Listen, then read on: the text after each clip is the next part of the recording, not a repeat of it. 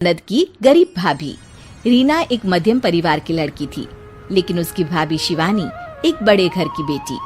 शिवानी की शादी अभिषेक से लव मैरिज थी। अरे भाभी, ये कितना अच्छा सूट पहना है आपने। काश ऐसा मैं भी पहन पाती। अरे क्यों नहीं रीना, वैसे भी तुम्हारा और मेरा नाप तो एक ही है, जब मन करे पहन लेना। भाभी, आपको आपके पापा ने कितने अच्छे कपड़े गहने दिए हैं। मैं उनकी इकलौती बेटी जो हूँ। बेटी तो मैं भी इकलौती हूँ, लेकिन क्या करे, पापा है नहीं। पता नहीं कैसे होगी मेरी शादी। तभी वहाँ शिवानी की सास आ जाती है। अरे क्यों नहीं करेगा भाई तेरी शादी धूमधाम से, आखिर जिम्मेदारी है तो उसकी। और वो दिन भी आ जाता है जब रीना की शादी तय हो जाती है। अभिषेक, क्या हुआ? आप इतने परेशान तो कभी नहीं दिखे। कोई बात है तो बताइए मुझे।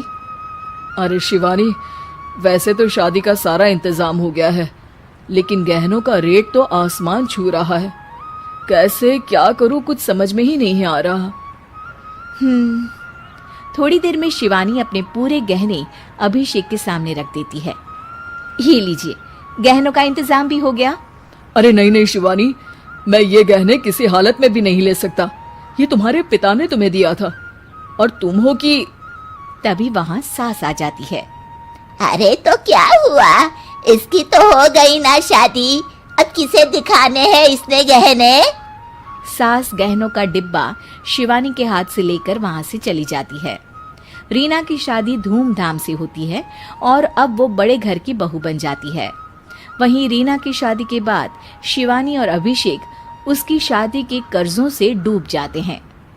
मैं सोच रही हूँ नौकरी करनी शुरू कर दूँ, वैसे भी पढ़ी लिखी हूँ, आपकी थोड़ी मदद भी हो जाएगी।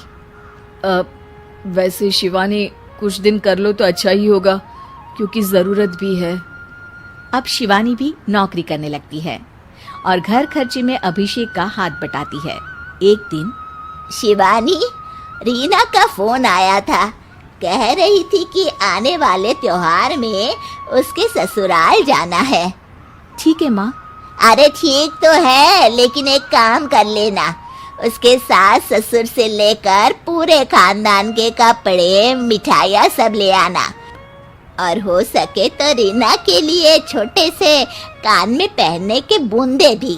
और क्या है ना, शादी में उसे सारी बड़ी बड़ी कान की ज्वेलरी दी थी, घर में पहनने के लिए तो उसके पास कुछ भी नहीं है।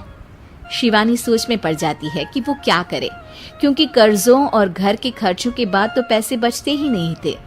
शिवानी फिर अपने पिता को फोन करती है और उनसे पैसे मांगती है। देखो शिवानी, मैंने तुम्हें शादी के वक्त ही मना किया था कि ऐसे घर में शादी करनी ही नहीं चाहिए। अरे अभिषेक को शर्म आनी चाहिए जो ससुराल से पैसे मंगवा रहा है। शिवानी को पिता की बात पर गुस्सा आ जाता है। आप मेरे पिताजी हैं और मैं परेशान थी, इसलिए आपसे मदद की उम्मीद की पापा। अभिषेक को तो पता भी नहीं है कि मैंने आपसे पैसे मांगे हैं। शिवानी सोचती है कि वो अभिषेक से बात करे, लेकिन फिर उसे लगता है कि वो टेंशन ले लेगा। तभी शिवानी की नजर हाथ के कंगन पर पड़ती है, सीधे बाजार जाती है और उसे बेचकर ननद के घर ले जाने का सारा सामान लेकर आती है और सास के सामने रख देती है। हाँ ठीक है, लेकिन फल थोड़े और अच्छी क्वालिटी के होने चाहिए थे। शिवानी कुछ नहीं कहती, वहां से चली जाती है। एक दिन शिवानी, रीना का फोन आया था, बहुत रो रही थी। क्यों माँ, क्या हुआ? सब ठीक तो है ना उसके ससुराल में? अरे तूने तो उसकी नाक ही कटवा दी। अब मैंने क्या कर दिया माँ?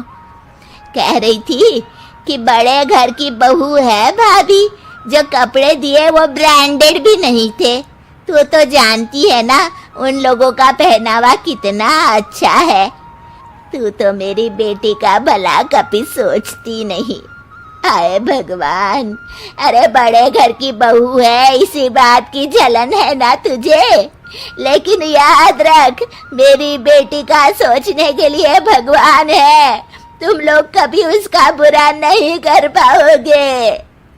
अब शिवानी के मन में सवाल था कि क्या ईश्वर सिर्फ रीना के साथ है, उसके साथ नहीं। लेकिन उसे सुकून था कि वो अभिषेक के साथ उसकी जिम्मेदारियों को निभाने में बराबरी की हकदार है। शिवानी वहां से चली जाती है। वो सास से कुछ नहीं कहती, क्योंकि अमीर घर की बहू बनकर रीना को भले ही सुकून ना हो, लेकिन गरीब घर की बहू बनकर शिवानी खुश है, क्योंकि खुशी पैसों से नहीं परिस्थितियों पर निर्भर करती है।